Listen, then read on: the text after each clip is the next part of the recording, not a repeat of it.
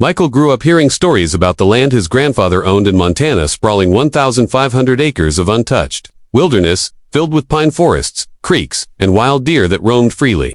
To Michael, that land wasn't just property, it was family legacy. When his grandfather passed, he inherited it, promising himself he'd keep it as it was, pure, wild, and free. But the wealthy HOA that controlled the nearby gated community had other plans. The residents, many of them millionaires from California and New York, owned massive lakefront mansions. They viewed Michael's forest land as an opportunity for expansion, prime real estate for luxury cabins, golf courses, and more shoreline access. The scheme started quietly.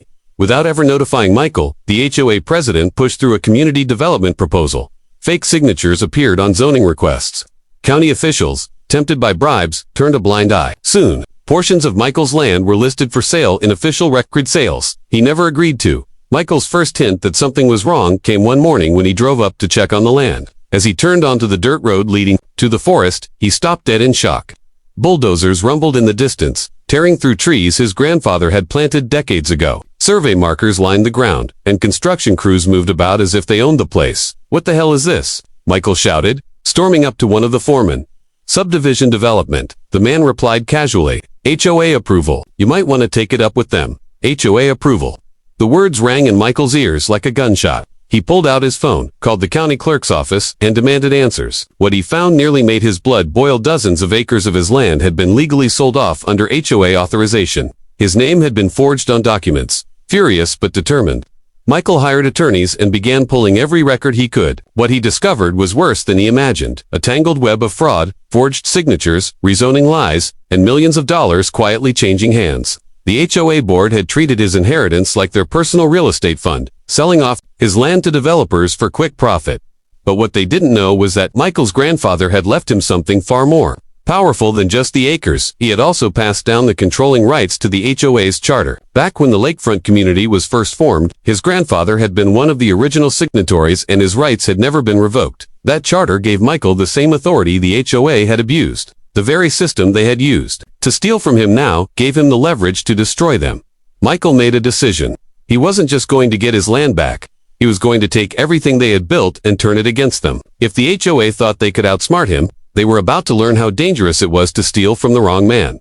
The emergency HOA meeting was held inside the Grand Community Hall, a glass-walled building overlooking the sparkling blue lake. Rows of luxury cars lined the driveway: Bentleys, Escalades, Porsches, all belonging to the wealthy homeowners who thought of themselves as untouchable. When Michael walked in, dressed in a plain suit and carrying a heavy folder, the room buzzed with laughter and mocking whispers. "Finally decided to face us, huh?" sneered Richard, the HOA president, a man with slicked-back silver hair and the arrogance of someone who believed money could buy anything. "We can settle this quietly if you stop causing trouble." Michael didn't answer. He placed the folder on the polished oak table and slowly opened it, pulling out a thick stack of documents. His expression was calm, but his voice carried the weight of authority. "These," he said, spreading the papers across the table, "are certified court records proving your fraud, forged signatures, illegal rezoning, unauthorized land sales.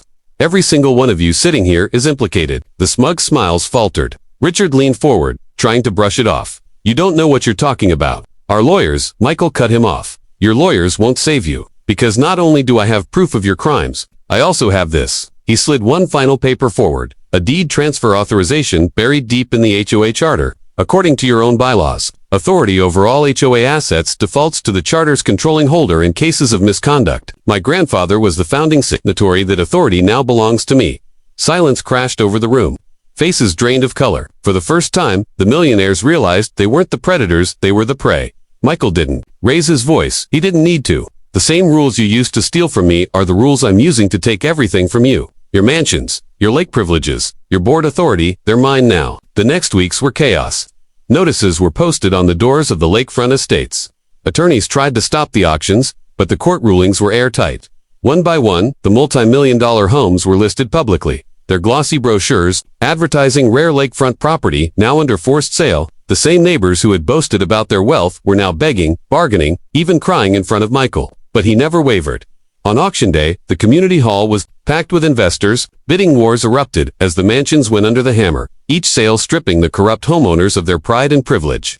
By the end of the week, over $10 million worth of property was gone. The families who once flaunted their power were left scrambling for rentals in nearby towns, their reputations ruined. Michael, meanwhile, restored his 1,500 acres. The bulldozers were gone, the survey stakes pulled out, and the forest was left to heal. Standing on his grandfather's land, watching the sun dip over the mountains, Michael felt a peace he hadn't known since the fight began. Justice wasn't just served, it was poetic. In America, he thought, the law could be twisted by the greedy, but in the right hands, it was sharper than any sword. And with that sword, he had cut down an empire built on lies.